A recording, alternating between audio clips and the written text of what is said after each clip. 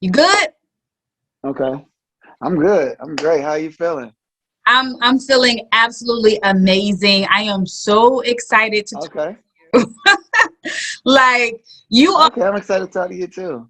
you're a legend, Mr. Thank you. Appreciate it. To be able to talk to someone that I have been a fan of since forever is Thank you. truly exciting. Thank you. So I just want to jump right in. Thank you. How Okay. maintained your longevity in the music industry? It's such a fickle industry, but you are maintaining and still out here working. Oh yeah. Well, I think that it's just very important that you just stick to what you know and don't try to just follow trends, and like, as far as Jodeci, we always just kind of trailblaze and just follow our own path and would not, not follow trends and follow what's going on as far as music. And we just kind of made our own way and it just kind of stood the test of time, because trends always go and they come and they go and they come. But I think if you make something solid, it's gonna always be solid. Absolutely.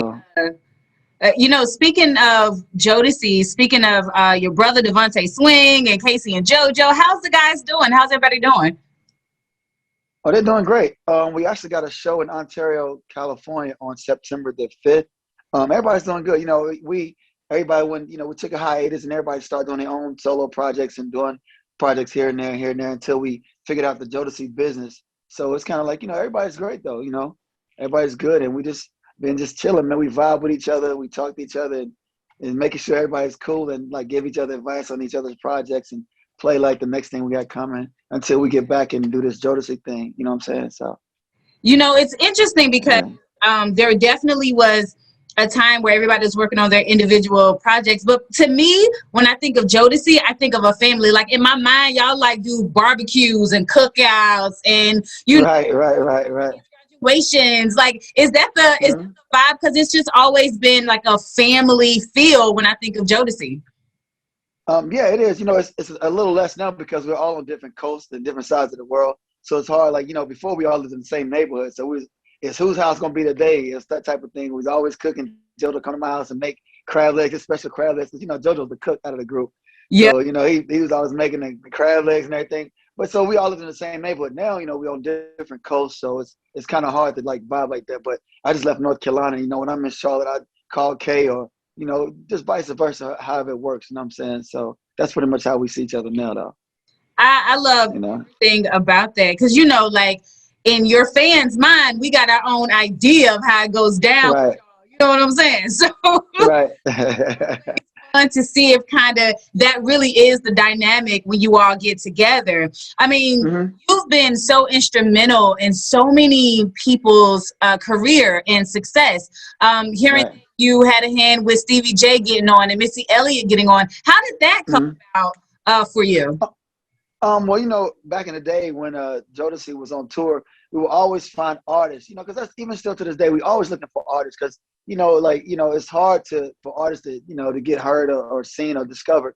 So back then it was a little different. Now you got the internet, so just people just pop up in your DM and different but back then it was more organic. You just run and people were hungry then. They would sneak on your hotel room floor as Missy did, or, Genuine sneak into the after party we was at, or Stevie J I went and met at some random wedding I just happened to be at. And it was just like more organic. Like now it's just like somebody hit you in the DM and slide you hey man, I done wrote 1,000 songs. Can you listen to the 1,500? So it's like, no, now it's different. But back then I think it was more of a process to where you got to be with the artist and you got to develop the artist, their style, their sound. And it was more different. Now it's like, you meet somebody and they already pretty much, they think they're ready to go. And they don't want to listen to nothing you got to say. They just want you to put them on, what I'm saying? So it's different now.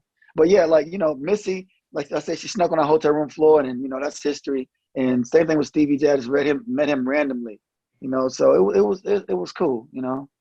It's amazing because when you are a person of yourself, Mr. Dalvin, and you've been in the industry for so long, you've literally saw how the industry has transitioned. And Uh-huh. you was doing things before the internet. Now we got the internet. Right. Like, Right. different streaming and all of these things. Mm-hmm. For you, seeing how the industry has evolved, what do you think your biggest challenge was with the industry changing so much? Well, back then I felt like artists were more creative. we got a chance to be creative. In the business, we kind of hoped it would figure itself out. And, you know, you let your record company do all the heavy lifting. The only thing you did the heavy lifting was in the studio and videos and concerts. And now it's more the opposite around. You got to be doing the heavy lifting on the business side and understanding how to transition from, you know, from not having the internet and doing everything, traveling around in a van and going to every market, going to radio station, then just pressing the button and hopefully that, you know, and spending hundreds of thousands of dollars for somebody to hear your record. It's not even about how good the music is anymore. It's about how much money you spend for them to play it now. So it's not like I got a great song, everybody's going to play it. It's about how much money can you pay the DJ. This DJ want to buy a Bentley. You want to be over here. So you're funding lifestyles to get great music heard. And a lot of artists are not able to do that. So you're not able to hear great music that much anymore. So you have to settle for the companies that have the millions of dollars or the people that have millions of dollars and the machines that have millions of dollars to let you hear whatever it is that you're going to hear. You don't necessarily like it, but once you hear something over and over and over, it grows on you. So you find yourself singing songs that you actually hate. But, you know, being that they're spending money, and it's in your face constantly, you don't get to hear great music that might be your style or your preference of music, you know what I'm saying? You're just being forced to hear. So now transitioning from, you know, not knowing that part of the game or not having your music or your work speak for itself and having to spend money or having to, you know, have people in places that they can play your music, it's a little difficult, you know, for artists from like, you know, the 90s and the 2000s and, you know, that era. So now it's all about payola. What you paying? How much gas you putting in my Bentley? You know what I mean? So it is what it is. So yeah. You know, I love the fact that you have been able to come from an era before this, right? Right. And the reason I do is because you literally have cultivated the culture. Like I remember wanting to have a leather suit. I wanted the boots. Like I wanted to be on Martin. Like I wanted to have moments, and I really am so blessed because I felt like I experienced that with you all. You know what I'm saying? And so, you know, when I think about the machine that is the business now, like organically, you know, talent. You organically know when you hear someone that is talented. You organically can go in the studio and make hits. You're a multi-million selling artist. You know what I'm saying? Like, thank you. It's so exciting to hear your perspective. And speaking of like top selling records, of course, Forever My Lady is just the best ever. Like I can't. All right, thank you. It's so good. Tell me, like, you know, what's one of the songs off that album? And it was so many songs, by the way. But what's one off that album that you were married to, that you were just like, this is the best that we did in the studio? You talking about Come and Talk to Me? That album? I mean, I'm sorry, For My Lady album. Yeah. Come and Talk to Me with the song, because the way that song originated, it was actually a duet with a girl on it at first. And so it's interesting to see how songs go from one phase and end up the way they do, because it sounded nothing like that. I mean, the melody was the same, the chorus was the same, but it was a girl singing a duet with KC. And the world never got to hear that original version. That was like my favorite version. But I mean, I you know, obviously love the version that came out. But that song went through so many transformations by the time that the world heard it. And I heard it from the actual day that Devontae wrote the song. And so it went through so many transformations. So I'll say that was probably my favorite song off that album, that particular album.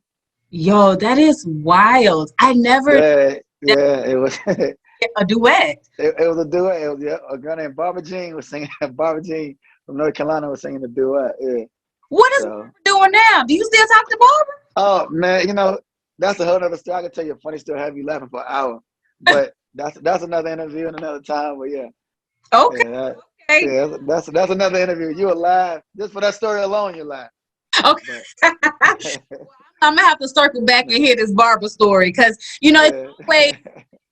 You know, being. Hey, hold on. She was an incredible artist. Don't let me take it away. She was incredible. Like, she would have been up there with the greats right now. As far as females, she would have been up there. But, you know, things happen in our lives, you know, and sometimes that ain't cut out for people. And, you know, but, yeah, she would have definitely been right there with the rest of them. Well, that speaks to, again, you all working with a tremendous talent, you being tremendous talent yourself.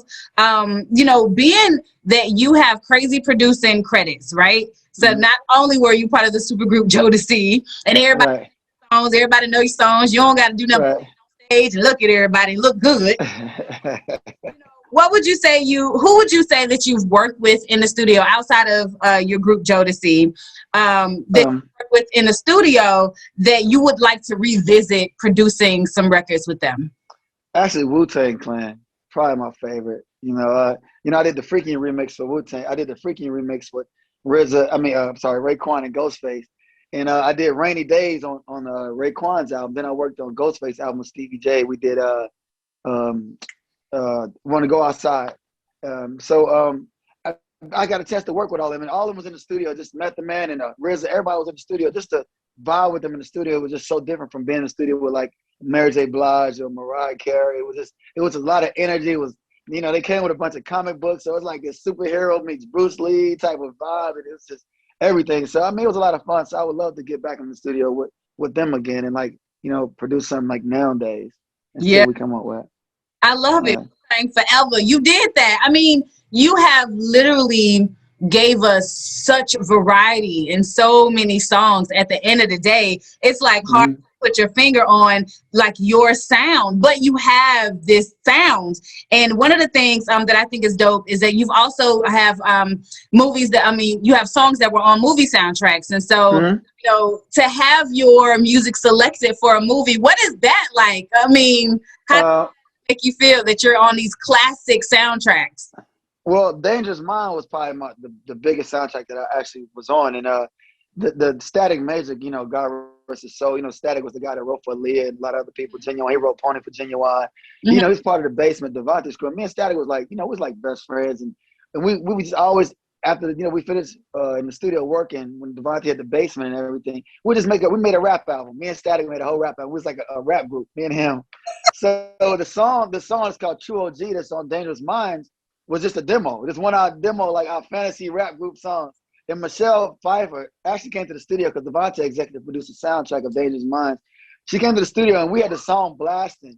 And she came and heard the demo. That's actually the demo. And she's like, I need a song on Dangerous Minds. So it was on the soundtrack, but it wasn't supposed to be on there. It was just like an accident. So that's the demo that's on there. I did the beat and me and Static Major just rapping. And, we just freestyled the whole thing. And me and him sung the hook and he wanted it. So that went on Dangerous Minds. So that's probably like the coolest one that I could say, because that was just like by accident, you know what I'm saying? So that was pretty cool. A good accident to make you money. I'm not mad at that at all. Yeah, I'm not mad at it either. And she just happened to be at the studio and heard it in Rochester, so that was pretty cool. Timing is truly an incredible thing, man. You right place at the right time. I ain't mad at it. That's pretty cool. Your label, K.A.M.P Muzik, the importance of starting your own label in this industry, being able to be about your business, make the decisions as a CEO. What made you want to start your own label? Actually, me and my sister, we said, it's just time. And I think COVID just really set me down and wanted me to just focus on music. Because, as music started changing, you get less interested because it's not about even the craft anymore. It's almost like a novelty. And I hate to say that, but, because I take music really serious, but it makes you uninterested when you see what comes through the door and what was constantly being forceful to us to listen to. I'm not taking anything from any artist, but to me, it was just taking away the craft, just the craft of being able to make music, because it's like anybody can make a record and you hear it 1 million times on the radio, and it's streaming 1 million times, and they put no effort into it. I seen people making records on iPhones. They just get a beat and they was making records, then they got a hit song on the radio. It's like, it kind of just took away from my love of music and making music, because still to this day, I will sit down on my drum machine, my keyboard, and I will craft a song from scratch. You know what I'm saying? And to me, that's what I enjoy doing. But it kind of take the love away from it when you see that it's just not even that no more. The art of making music it's not even as taken as serious as it used to be, or what you love to do. But then when COVID happened, I found myself sitting down. I said, you know what? Music is who I am and what I love to do. So I want to start making music again. You know what I'm saying? So, and that's just what I did. I sat down and I said, my sister said, let's start a camp. Like, I want a stable of artists, producers, writers, everything. Females, males, rappers, singers, whatever.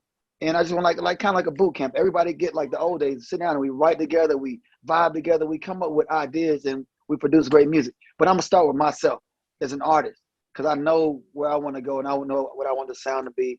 So I started learning and I started producing again, and I started enjoying it again.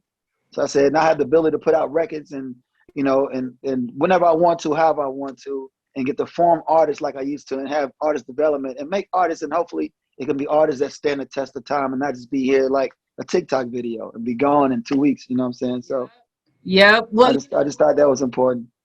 I love that you saw something and came up with a solution. You were like, you know what? I got this. And so, Right. you know, they're not able to come up with a solution, but you're definitely coming up with a solution. I think that's wonderful, because I do think the music industry is missing that artist development, being able Right. to nurture and cultivate people, because it's become so popcorn. So Right. the work Well, that I think not to cut you off, but I think that the danger of it is, you know, these corporation companies don't care. They just, as long as they can make a quick buck, they don't care if artists last for 2 weeks or 2 months. As long as they can get a quick strike, and that's all it is, just a money grab. And, you know, we don't get the type of artists that we're going to see 10 years from now.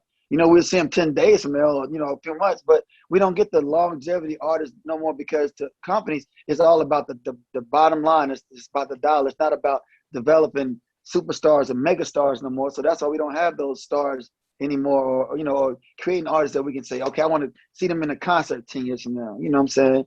yeah, So, and that you know, it's not the artist's fault, because, you know, now we look at Instagram and everybody want to flash the money, everybody want the jewelry, everybody want the cars. That's what it's become about. It's not about, you know, I want to sit down and make a great album. I want to be rich. I want to be able to post and have 3 million followers because I got, you know, I got big ass or some big titties, or I got a stack of money. You know, that's just what it's become. It's not about, I'm gonna sit in the studio for 14 hours a day and work on my craft. It's not that anymore. You know what I'm saying? So yeah. Well, I think, you know, it makes me think, to your point, like, you are the artist that inspired generations. Like, you're right. a part of that legacy, and you're still here, and you're still working with different people and different artists and putting out your own Mm-hmm. music that we're going to talk about coming up next. So who inspired you? Like, where do you draw inspiration from? Because obviously it's definitely a lack now, although there are some good artists out, but there's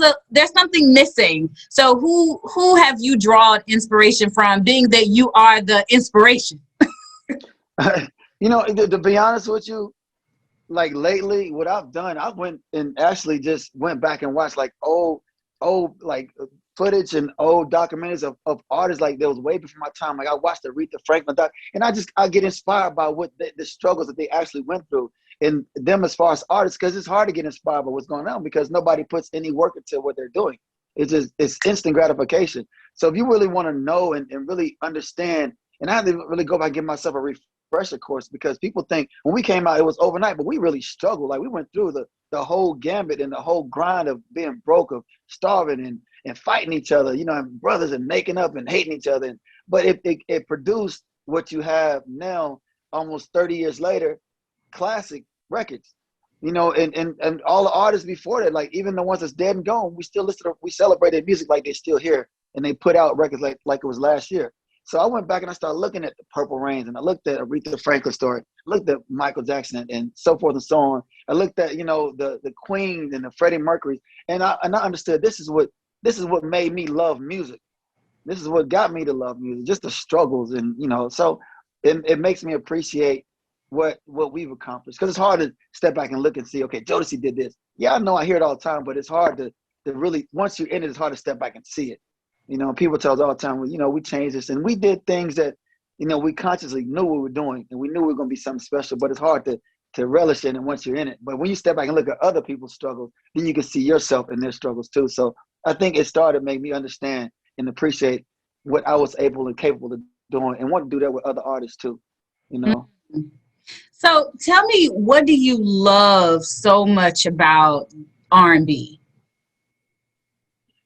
Well, what do you consider R&B now? We don't even know what to consider R&B anymore. What R&B are we talking about?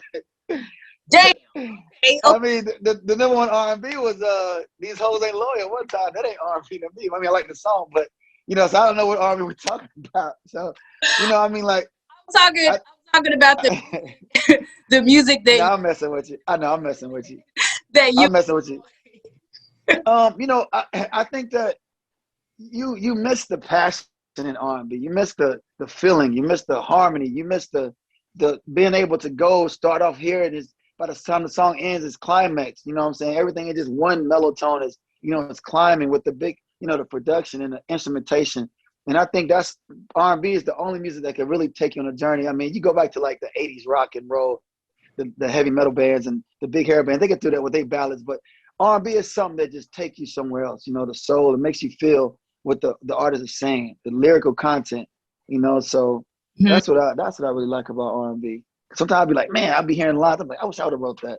I be hearing a song, I'm like, damn, I wish I would have came up with that. So I miss songs like that. And that's what I miss about R&B because it connects with me in a lot of different ways. So now let me ask you this. Do you feel some type of way when people say R&B is dead, or do you agree?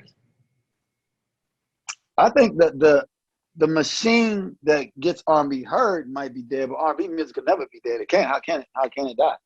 You can't kill off music. That's like saying rock and roll music is dead as music. You can't kill it off because you don't like it. I mean, it's dead.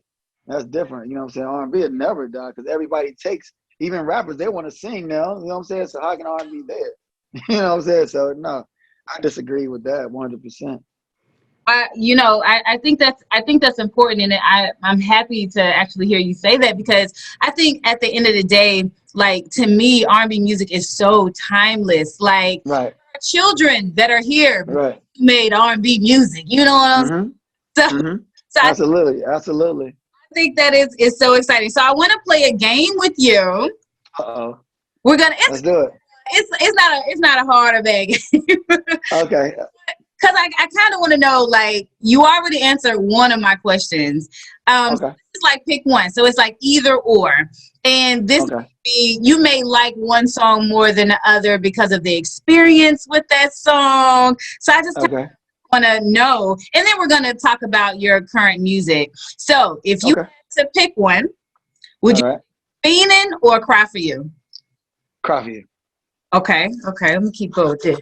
Now, Come and Talk to Me or Lately? Come and Talk to Me. Yep. Oh, this is easy. Okay, this is easy. I thought you had me in a hot seat. This is easy. Yeah, I try to keep it light. Okay. I'm still waiting. Am I saying it right? I'm still waiting. Yeah, I'm still waiting. Love You for Life. That's a good one. I'm still waiting. That's a good one. That's a good one. Okay. Came back strong. That's a good one. I mean, that's a good one. This can go either way, either day. I'll go the day I feel Love You for Life. Okay. Only because I got married in the video, and a lot goes on with that song. So yeah, but I'll say Love You for Life. Okay, wait. So yes, you got married in the video, but that was a stage wedding, or was there like? Oh no, it was definitely staged. Yeah. I don't understand. Yeah. It was a story there. I'm always. Nah. I mean, me and T-Boz was dating at the time. We were dating. We were definitely dating at the time, but it was just a mock wedding. You know what I'm saying, for the video. I don't know if y'all secretly, Nah, we ain't tied the old knot. Nah. Forever My Lady or Stay. Once again, that's a good one too.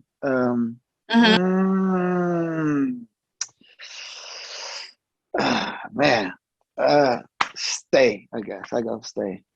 Okay. I don't know. That's I have to go down the middle on that one. Okay. Yeah. Into your newer records, She Bad, Good Times. Good times. Okay. Yeah. The video was great. So good.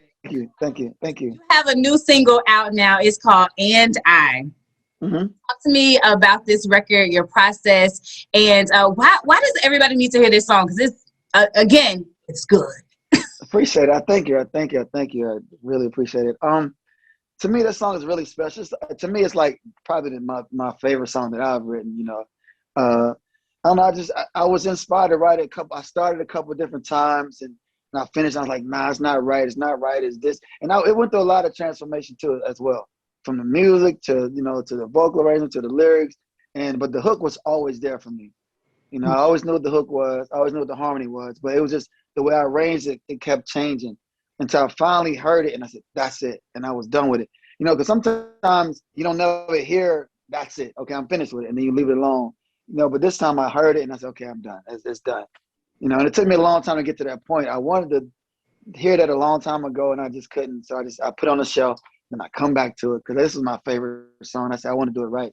And I finally got from the drums right to like the music, like I said, and the way I arranged the vocals. I finally heard it the way I wanted to hear it, the way I imagined it. So, yeah. Okay. Now I know the video is coming soon. So when can we expect? What's coming soon? Well, it was supposed to be here last week, but you know, to me, I want this song to be the way I imagine it and envision this song.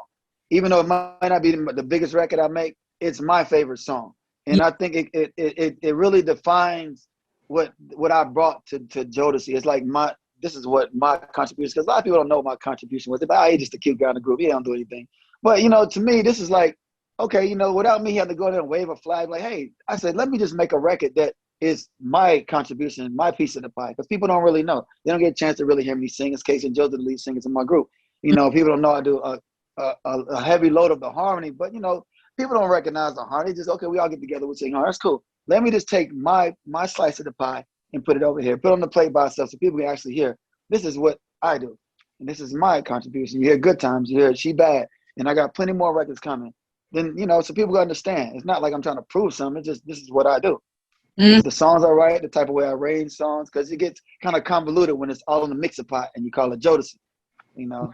So therefore, I just let me take my slice out of Jodeci and put it on the plate by itself, and there you go. Then you get And I, you get She Bad, you get Good Times, and you get the records that's coming, and you get K.A.M.P Muzik, and the artist is coming behind that. So That's right. there you go.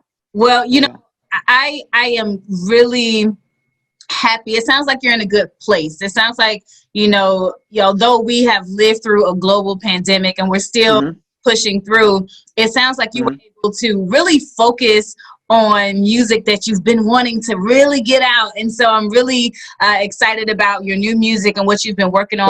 Thank you. I appreciate it. Record. I listened to I appreciate that. Times and really trying to went through your catalog. And I tell you, there's been like, I think this evolution of just how you are, you know, putting out your music, but then just also how you are representing yourself. You fine, but you're not just a fine one in the group. You know? Thank you. I appreciate it. You working because you there. So right. But honestly, I really hope that you feel like you're getting your flowers. Like I don't know, you know, what that looks like for you, but for me, that is me telling you that you have been so impactful, that you are appreciated. Thank you. I appreciate that. That you've been doing on the producing side, the arranging side, the writing side, and just I'm really happy that you're putting out music that you care about and that's important. Right. Thank you. Because you know, I think it gets lost, and so it's like again, you were like, you know what? Let me go to work. Let me do what I do. Right. I love that about you. For more people to stay in contact with you, share your social media, website information, and what's next? Well, what's next is, you know, I got more records coming. I got artists coming from K.A.M.P Muzik, so look for them coming, and I'll definitely be promoting them. And you can follow me Instagram at Mr. Dalvin with the blue check, because there's a lot of Mr. Dalvin accounts out there. Dalvin the Great on Facebook for those people that still have Facebook. Twitter, Mr. Dalvin. Subscribe to my YouTube channel, Mr. Dalvin Official. And the video And I is coming. And I got a lot of more music coming. So, you know, and then, you know, look for things that's coming from Jodeci. I'll definitely be letting people know about the movie, the updates on the movie, shows that's going to be happening, and, you know, everything that we're doing collectively and individually. So, you know, just follow me on Instagram is probably the best way to learn everything that's going on, because I'm on there the most. So, you know. Speaking of the movie, right? You have a person in mind that you want to play you? No, I don't. I mean, I've been shown a lot of different pictures and a lot of different people, a lot of different characters. I just want somebody to play us individuals, not so much that look like us, but they can pull off what we represent. You know, because you look at a lot of movies, they try to get actors to look just like the actor or the person, and they can't really act. You know what I'm saying? Like a great job was done by Lawrence Fishburne, who played Ike Turner, and we believed that was Ike. I met Ike, and I was like, man, you don't look like Ike. Lawrence looked like Ike, because he believed he was Ike Turner. You know what I'm saying? So Angela Bassett made us believe she was Tina Turner. So, you know, it was just the work they put into it. So, you know, not so much of the who looks like me, but who can pull off, you know, the whole image, the whole feeling the whole swag that we had as far as a group. You know what I'm saying? So I, that's more important to me. You oh, know? okay. So do you have a network in mind? Look at me. I'm just trying to. Yeah. I know, but it's fine. I mean, I've been asked these questions a million times. We have a lot of irons in the fire. You know what I'm saying? But it's got to be, and I tell people all the time, it's got to be right, because you only get one chance to cement your legacy as far as on a movie. People can make a bunch of Jodeci biopics after the actual movie or the actual series or whatever it turns out to be, but it's only one shot to get it right the first time. You know what I'm saying? So we wanted to be definitely what we wanted to be and represent us to the fullest, and not nothing somebody just made up or somebody went on Wikipedia and made up about us. You know, so I wanted to come from us and be really authentic. I So love it. I appreciate your authenticity. Mr. Dalvin, thank you so yes, thank you. Thank you. Thank you. truly enjoyed Enjoyed it. the conversation. You have a good You one. as well. You as well. Thank you.